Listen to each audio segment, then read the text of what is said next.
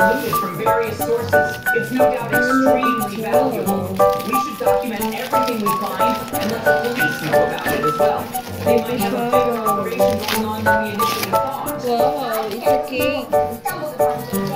Ito ay... There's a collection of furniture and personal possessions that we really want to hold. We need to figure out a way to reclaim the items and then bring them to their rightful And then, spaghetti. It's like our own personal belongings are sitting right in front of us. Thank you sa nagbigay. Maybe we can work with the police to devise a plan to retrieve our stolen items safely. Thank you. Guys, bagong pitas. Ayan, hinag na siya. Tikman natin kung matamis. Bango. Ayan siya. Tikman natin.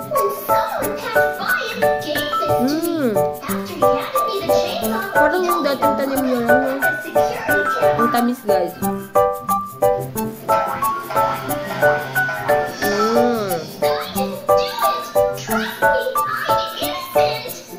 Ang tamis niya. I see. So that's what happened. I believe you, Mikey. This is just my guess, but the culprit must have handed you the chainsaw to try and frame you for the crime.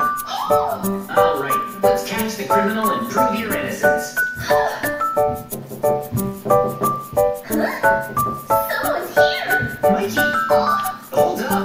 You Sarap probably niya, should open guys. that door. What? Why not? I have a bad feeling about this.